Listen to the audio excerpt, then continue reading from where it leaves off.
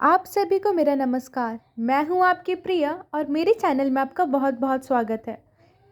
और पहले गाइस, आप मेरे चैनल को लाइक और सब्सक्राइब करना ना भूलें और मेरे वीडियो को पूरा देखें ताकि आपका दिल्ली सल्तनत पूरा हो जाएगा, ठीक है। और मैंने मुग़ल एम्पायर के भी ऊपर वीडियो बनाया है, तो आप मेरे चैनल में जाके देख सकते हो, ठीक है। मैंने पूरा complete Mughal empire with notes, trick, story, वो तीनों के साथ मैंने बताया। और आप मेरे चैनल में जाके वीडियो देख सकते हो मुग़ल एम्पायर वाला, ठीक है।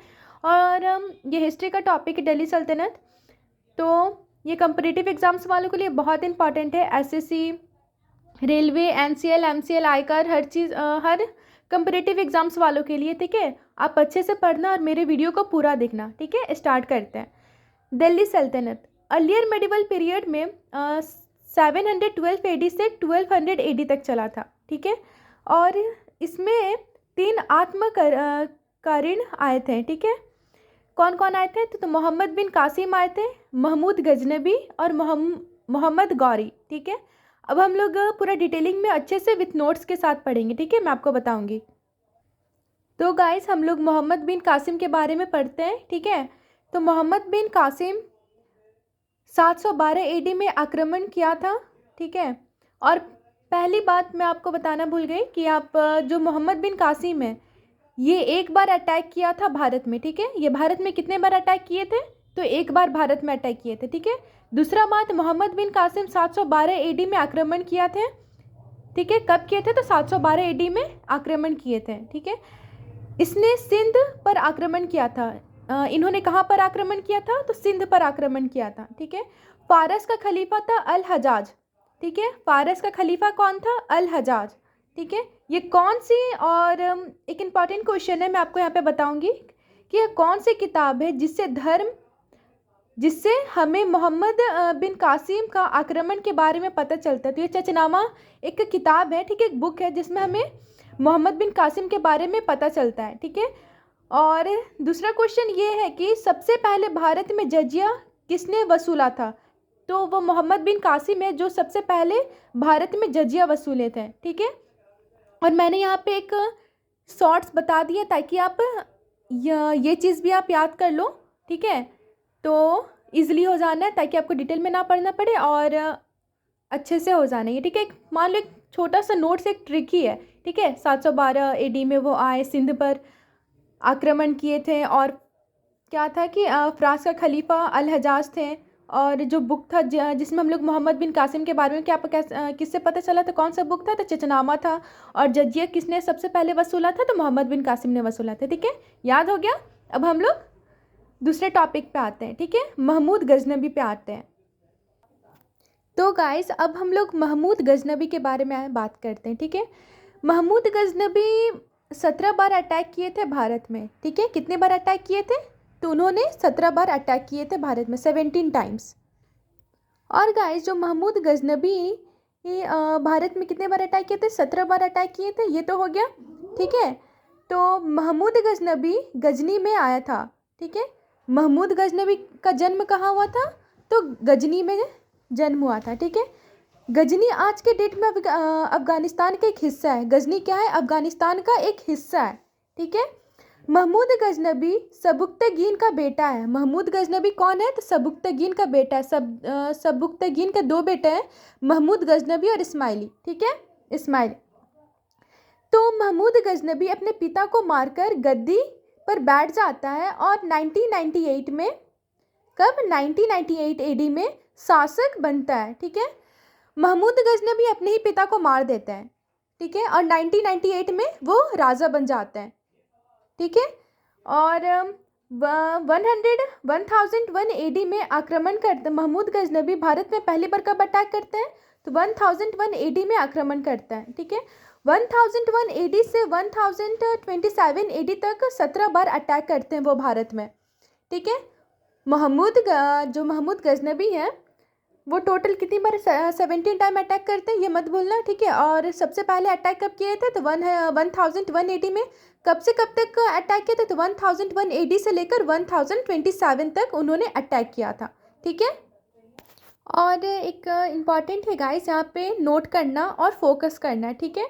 तो 1025 एडी में सोमनाथ मंदिर है, ठीक है, वो गुजरात में है, ठीक है, वहाँ पे इन्होंने अटैक किया था।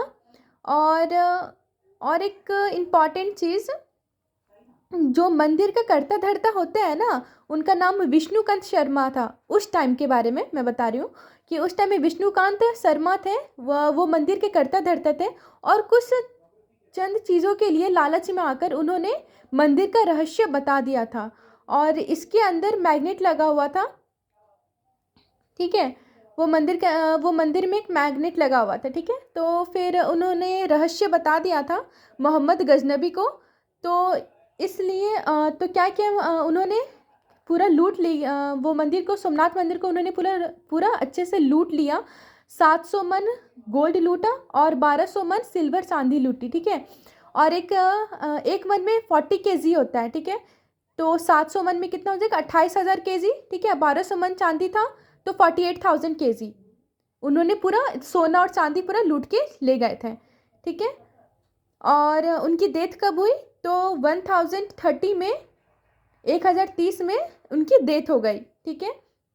ये इंपॉर्टेंट नोट्स है, ठीक है। अब देख लेना, मैंने एक एक वर्ड में एक एक चीज़, वो पूरी स्टोरी है जैसे मैंने बताया ना, तो एक एक पॉइंट यहाँ पे मैंने आपके लिए लिख दिया, नोट कर दिया, ताकि आपको हमेशा याद रहे। और एक चीज़ है गाइस, यहाँ पे बहुत इंपॉर्टेंट है, ठीक है, फोकस करना, कि मोहम्मद गजनबी के टाइम पीरियड में भारत में सबसे ज़्यादा इतिहासकार थे। ये इतिहासकार कौन कौन थे, तो अल बरूनी, फ़ारूकी, उतवी और सिस्तनी, ये ना सबसे उस टाइम के सबसे इतिहासकार थे, ठीक है। ये इंपॉर्टेंट है, ये आप नोट कर लेना, ठीक है। और फिरदौसी भी थे, ठीक है, कौन थे, और फिरदौसी भी थे। तो और एक चीज़ इंपॉर्टेंट है, यहाँ पे नोट कर लेना, मैं आपको बता रही हूँ कि अल बरूनी है ना, एक टाइम पर सबसे फेमस किताब लिखी हुई है, जो हमें महमूद गजनबी के बारे में बताता है। किताब का नाम है किताबुल हिंद, किताबुल हिंद, ठीक है। क्या नाम है, किताबुल हिंद, नोट कर लेना, ठीक है, अच्छे से नोट कर लेना, क्या नाम है, किताबुल हिंद, ठीक है। अब हम लोग मोहम्मद गौरी के बारे में बात करेंगे गाइस। अब हम लोग मोहम्मद गौरी के बारे में पढ़ेंगे, ठीक है। मोहम्मद गौरी, तो मोहम्मद गौरी ने भारत में 5 बार अटैक किया है, ठीक है। मोहम्मद गौरी ने कितने बार अटैक किया है भारत में, तो 5 बार अटैक किया है, ठीक है। मोहम्मद गौरी ने भारत पर पहला अटैक कब किया था, तो 1175 में पहला अटैक किया था। और कहाँ अटैक किया था, तो मुल्तान पर अटैक किया था। और उस टाइम मुल्तान का राजा कौन था, तो मूलराज। उस टाइम कौन था मुल्तान का राजा, तो मूलराज था, ठीक है। फिर उसमें क्या होता है कि मोहम्मद गौरी जीत जाते हैं। जो पहला अटैक उन्होंने किया था 1175 पे मुल्तान पर, जो मुल्तान का राजा कौन है, मूलराज, ठीक है। तो वहाँ पर मोहम्मद गौरी क्या हो जाते हैं, जीत जाते हैं, ठीक है। दूसरी बात, मोहम्मद गौरी ने दूसरा अटैक कब किया था भारत में, तो 1178।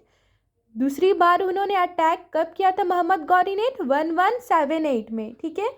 कहाँ पे किया था, तो माउंट अबू में किया था। और माउंट अबू का राजा कौन था, तो भीमदेव टू।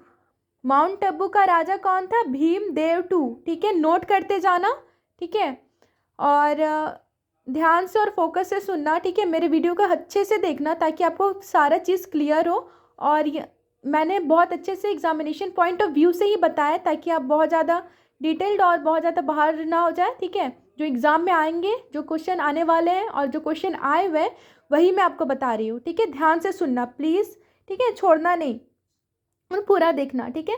सेकेंड पॉइंट की उन्होंने दूसरा बार अटैक कब किया था, तो 1178 पे उन्होंने अटैक किया था। तो कहाँ अटैक किया था, तो माउंट अबू पे अटैक किया था, ठीक है। और माउंट अबू का राजा कौन थे, तो भीमदेव टू जी। इसमें क्या हुआ कि मोहम्मद गौरी हार गए, क्या हो गए, हार गए, लॉस्ट कर गए, लूज कर गए, वो मतलब हार ही गए।